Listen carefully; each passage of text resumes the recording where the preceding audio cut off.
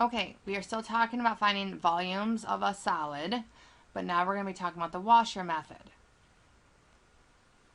So here's the washer method. It doesn't look that much different from the disc method. Let me just write down the disc method.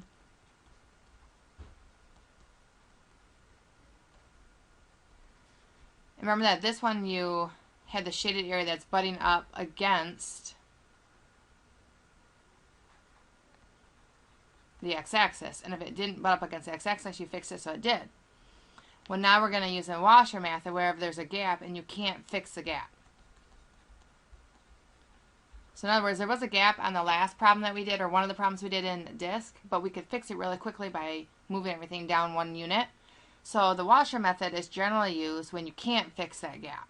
Now, technically, we could have done that one problem in the washer method, but it's a lot easier if you just do the disc. So now this has two different functions being squared individually before you take the integral. Now this first one is going to be the one that is furthest from the axis of revolution. And then this one will be the one that's closest to the axis of revolution. Alright, so let's go ahead and look at some problems. This is a straight out non-calculator problem. We're not going to use the calculator one bit. Okay, we should know what the square root of x looks like.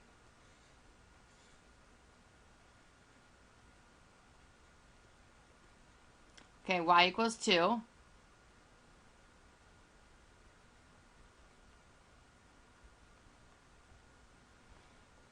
X equals 0.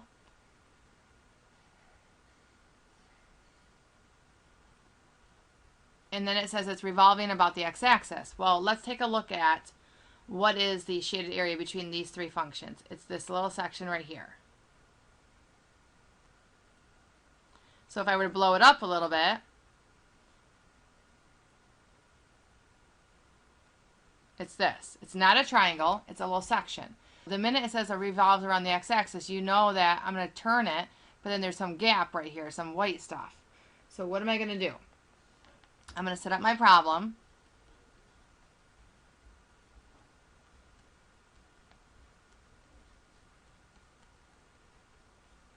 Now this is the function that is the furthest from your axis of revolution, and your axis of revolution is your x-axis. So the one that's furthest away is that straight line, and that straight line is 2. The one that's closest to the axis of revolution is this section right here, and it's that curved line, which is the square root of x. Alright, well then if I reduce these, that's still the same thing as saying 4 minus the square root of x all squared is just x. Now what are my limits? Okay, my limits of integration are on the left side and the right side. So these two are meeting right here at 0. And they meet again here. Well, where or what number is this exactly right there? So what I'm going to do is I'm going to take those two functions in question, which are y equals 2 and y equals x square root of x, and I'm going to set them equal.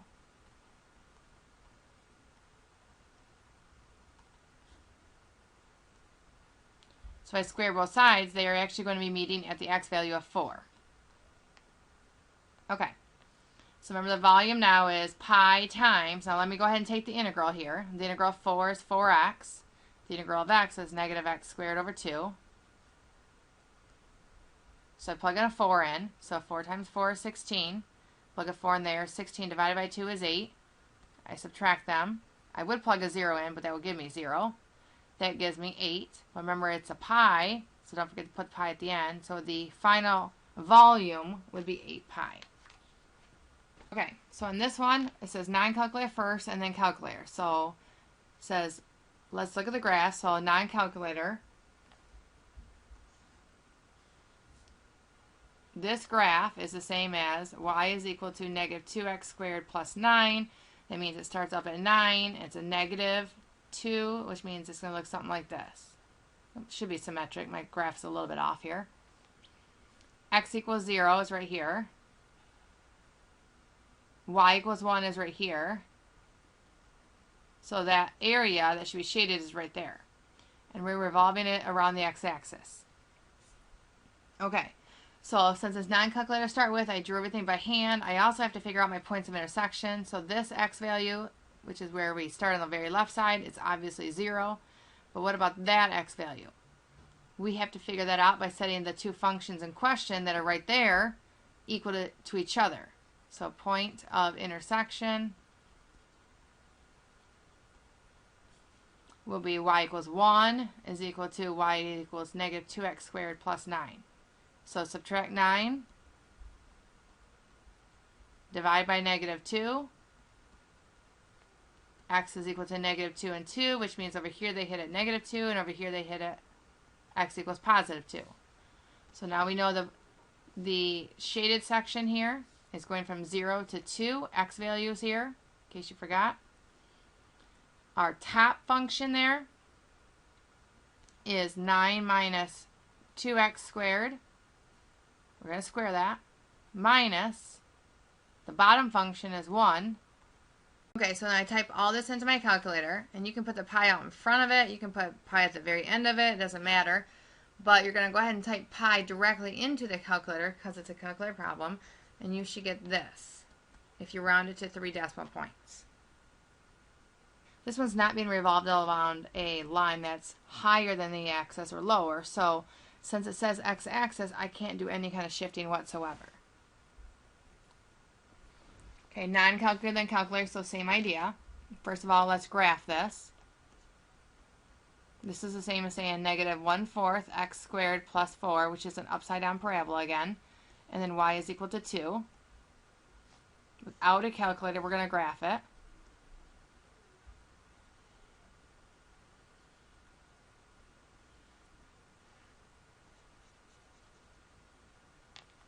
And we're revolving it around the x-axis. So again, because we're already revolving around the x-axis, I can't even possibly think about shifting anything. It's got to stay the way it looks.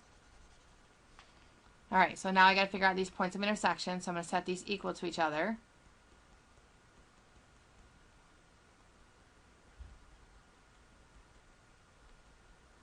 Times both sides by negative 4.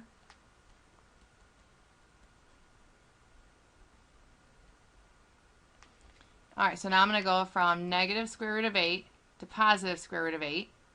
And my function, the highest one away from the axis of revolution, is this one right here. And I'm going to end up squaring it minus one that's closer. Again, if you don't like using those, then you would have inside here, you would have written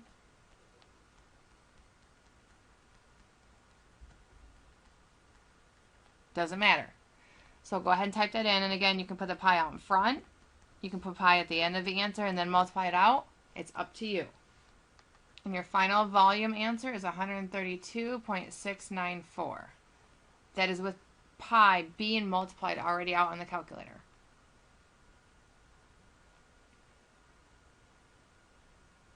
Okay, the biggest thing I want you to see here is that we're revolving around a line that's not the x-axis. So this tells us I have to translate. So if I need it to be the x-axis, and right now you are up at y equals 7, how do I get everything there? Well, I'm going to have to shift everything down 7 units. So you used to have this, and now your y1 is going to become 3x squared minus 7. Your other y was 4, and now that y2 is going to be 4 minus 7, which is really negative 3. And you don't have to draw this, but let me kind of draw you a picture of what the old picture looked like. So you had 3x squared, and you had y equals 4.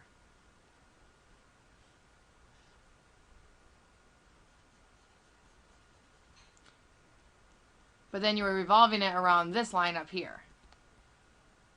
So that means this line here has to be shifted down 7 units. So now this is your new picture. Now I do want you to draw this new picture.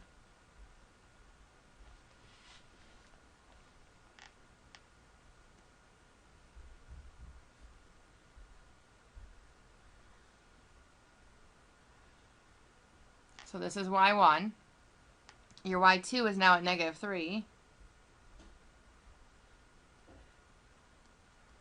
And the shading in between is right here. So your volume is pi times the integral. We'll figure out where these two meet in a second. But which one goes here and which one goes here? This is where you have to pay close attention. Okay? You have to figure out what is the furthest from your axis of revolution. And we're revolving around the x-axis. So your furthest one is the parabola.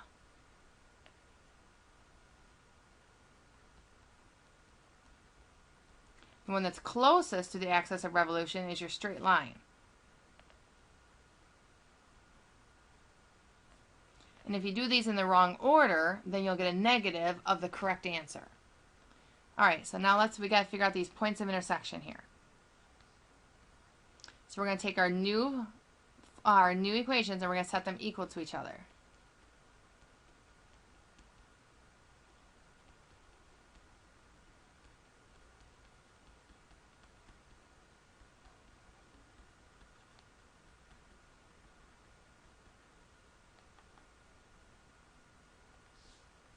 And so this hits at negative 2 divided by the square root of 3, and this hits at positive 2 over the square root of 3. So it was non-calculator first to figure out the points of intersection and move this stuff around, and now it's calculator. So now you can type in the whole thing, including the pi.